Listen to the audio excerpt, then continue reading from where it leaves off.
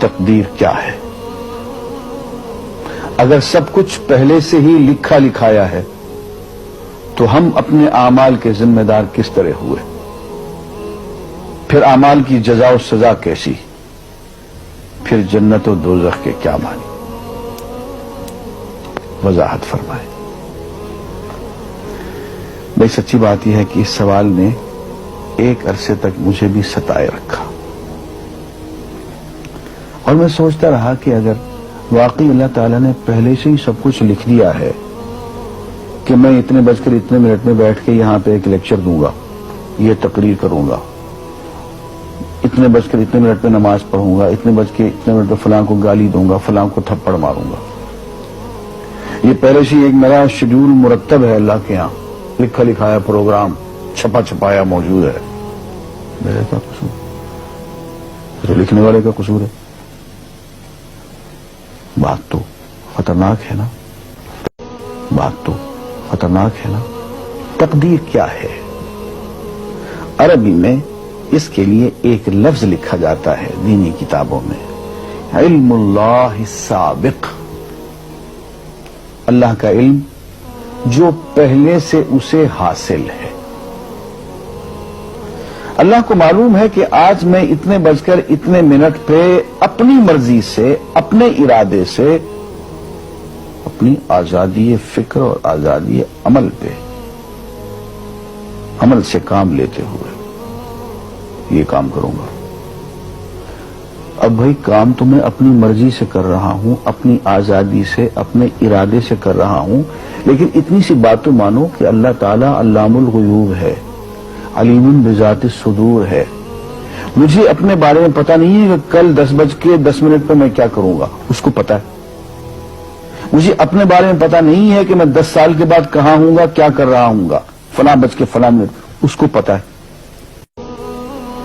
اس کو میرے آزادانہ، خود مختارانہ، فری ول کے ساتھ کیے ہوئے اعمال کا پتہ ہے کہ میں اپنی مرضی سے، اپنے فری ول کے ساتھ، اپنے ارادے سے اتنے بج کر اتنے منٹ پہ کیا کروں گا۔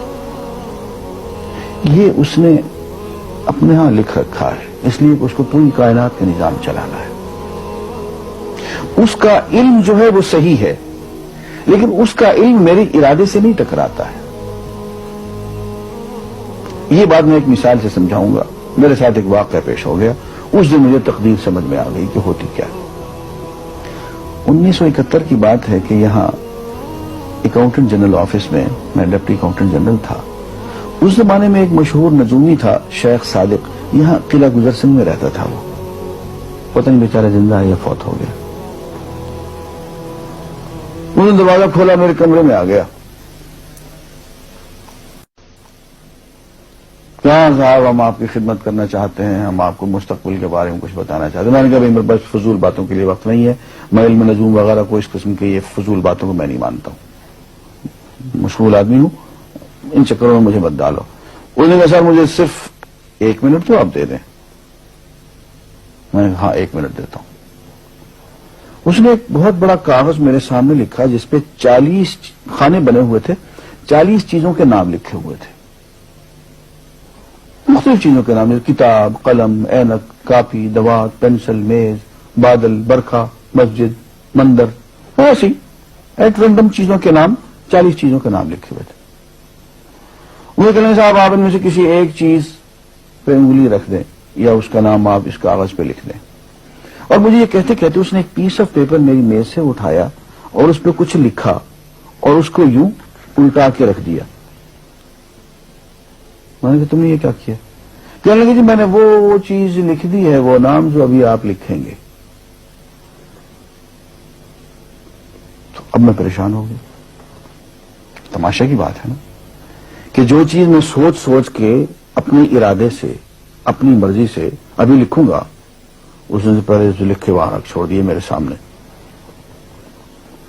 اب میں سوچ میں پڑ گیا کہ یار وہ چیز لکھوں جو اس نے نہ لکھی ہو، کبھی میں اس کا ارادہ کروں، کبھی اس کا ارادہ کروں، اب تنگ آ کے آخر میں نے کسی ایک چیز کو لکھ دیا کہ میری یہ ہے۔ اس نے جب وہ الٹایا تو وہ وہی چیز نکلی۔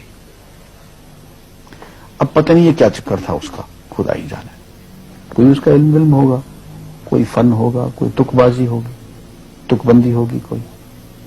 لیکن اس دن مجھے پتا چلا کہ یار اس کو جو کچھ میں نے لکھا ہے اپنے ارادے سے لکھا ہے، اپنی مرضی سے لکھا ہے، اس سے پابند ہو کے نہیں لکھا.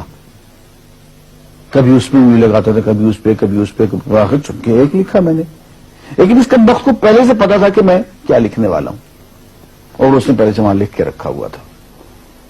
میں نے کہا یار ایک محدود علم والا آدمی میرے آئندہ کے اعمال کو اپنے ہاں لکھ کے رکھ سکتا ہے. چن کے وہ عمل میں اپنی مرضی سے کر رہا ہوں، اپنے ارادے سے کر رہا ہوں، کوئی مجبوری نہیں ہے اس میں.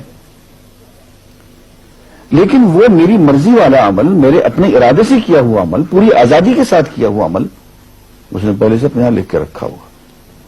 یار اگر یہ انسان کر سکتا ہے تو رحمان کیوں نہیں کر سکتا؟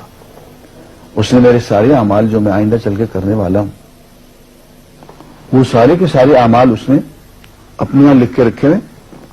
اس کو انتظام کرنا ہے، میرے رزق کا انتظام بھی کرنا ہے، آگے میری زندگی، میری موت، میری قبر میں اکوموڈیشن کا پتہ نہیں کہاں کا میرے اس نے انتظامات کرنے ہیں. تو میرے بارے میں اس نے سارا کا ڈیٹا کلیکٹ کر کے رکھا ہوا ہے اپنی انفارمیشن کے لیے کہ یہ اپنی مرضی سے کیا کیا کچھ کرے گا. تو اس کے لکھے ہوئے ہونے سے میری مرضی ختم نہیں ہوتی، میری ذمہ داری ختم نہیں ہوتی، میرا ارادہ، میری فری ول ختم نہیں ہوتی. یہی وجہ ہے کہ ہم جو اعمال کرتے ہیں اس میں سے اللہ تعالیٰ اس کی کچھ ذمہ داری ہم پہ ضرور ہوتی ہے. کچھ کام اللہ تعالیٰ کا ایک نظام ہے، اس میں شاید ہماری ذمہ داری نہ ہو، وہاں جبر ہو.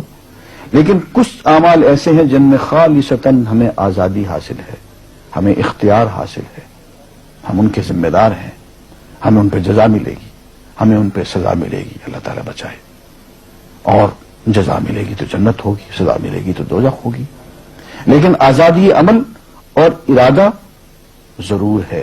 یہ الگ بات ہے کہ اللہ تعالیٰ کو پہلے سے ہی معلوم ہے کہ ہم اپنے ارادے سے اور اپنی آزادی اور اپنی مرضی سے ہم آج اور کل اور پرسوں اور سال بھر کے بعد اور 10-20 سال کے بعد ہم کیا کیا کریں گے اس کے ہاں لکھا ہوا ہے. وَعِندَهُ عِلْمُ الْكِتَابِ، اس کے ہاں سب کچھ لکھا ہوا ہے. لیکن ہم جو کرتے ہیں اپنے ارادے سے کرتے ہیں اور اس کے ذمہ دار ہیں. وآخر دعوانا الحمدللہ رب العالمین.